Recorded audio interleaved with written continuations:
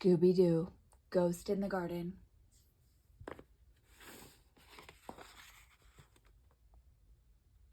Scooby-Doo, Ghost in the Garden by Gail Herman. The gang was out for a drive in the Mystery Machine. "What a great day for a ride," Fred said.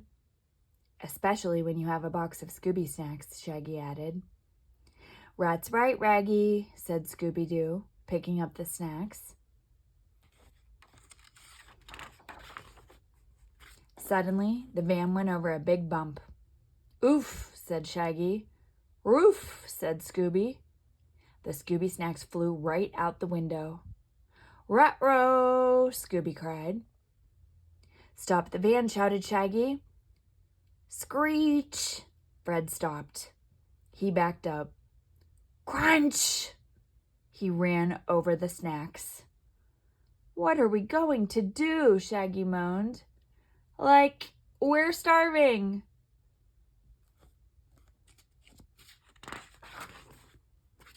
"Look up ahead." Velma pointed to a vegetable stand in front of a farm. "Reggie's?" Scooby shook his head. "Ruh-uh." "Well, it's not hot dogs and French fries," Shaggy agreed, "but it is better than nothing." "Vegetables are good for you," Daphne said, "and they can be as crunchy as a Scooby snack. How about some carrots?" "Rummy," said Scooby.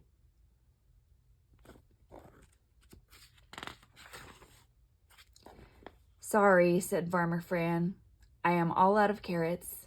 I have been for days now." As she spoke, she looked over her shoulder. She seemed to be afraid. "Do you have anything else?" asked Shaggy. As he ran over to check the baskets, Scooby stepped on his foot. "Ouch!" shouted Shaggy. Farmer Fran jumped in the air. She was afraid.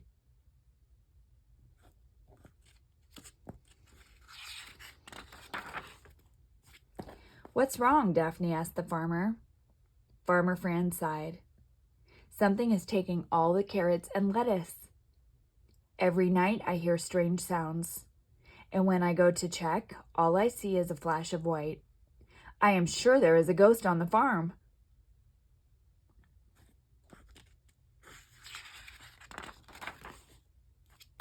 "The ghost even chased away my farm animals.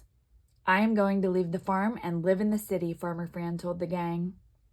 "I do not want to go, but what can I do? I am afraid of ghosts." Velma walked over to the empty cages. She said. "Mystery Inc. will investigate the mystery. Right, Scooby?" "Row-ray," he said, looking at the empty food baskets.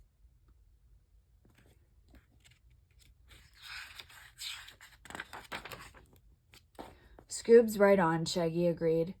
"We're not staying in a haunted farm, especially when there isn't any food." "Oh, but there is," said Farmer Fran. "How about fresh blueberry pancakes for breakfast?" "Okay," said Scooby. But that night, Scooby and Shaggy almost changed their minds. The carrot patch was dark and scary, and there was nowhere to hide. "Don't worry," said Velma. "I have an idea. You can dress as scarecrows."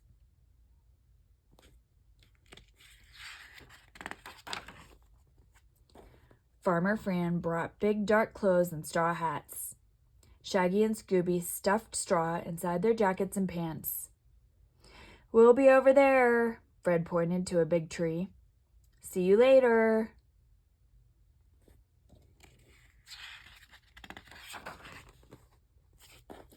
Shaggy and Scooby climbed onto the fence posts. At first, all was quiet. "This is nice, good buddy," Shaggy said to Scooby. "Nothing like a peaceful night in the country." "Squawk!" A bird landed on Scooby's shoulder. "Rah!" shouted Scooby, frightened. Shaggy laughed. "You are a scarecrow. The bird should be scared, not you."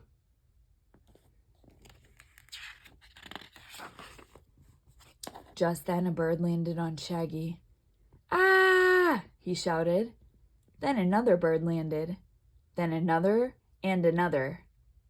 Shaggy and Scooby shook their arms and legs. They shook their heads. The birds did not move.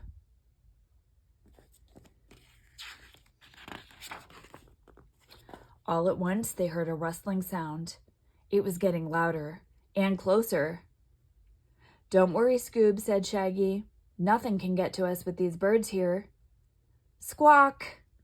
The birds took off.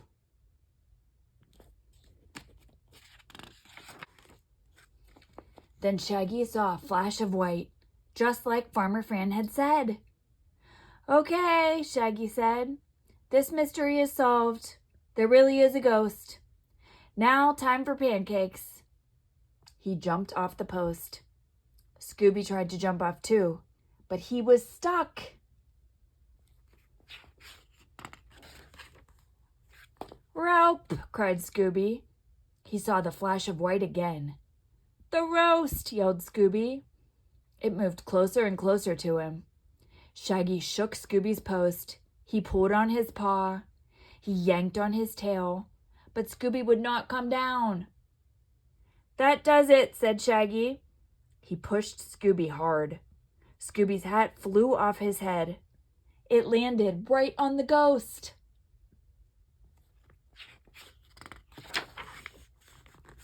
Then Scooby flew off. Crash! He fell to the ground, trapping the hat between his paws. "Scooby has the ghost," Shaggy shouted to the others. "That is no ghost," said Velma. She picked up Scooby's hat. Under the hat was a small white rabbit.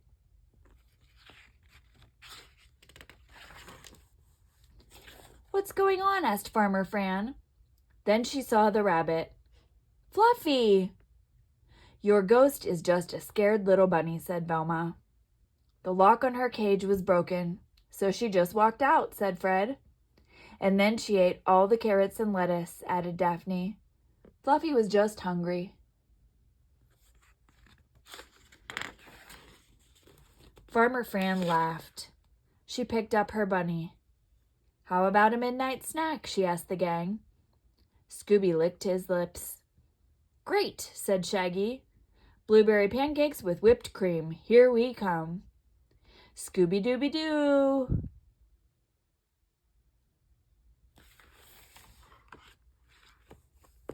The end.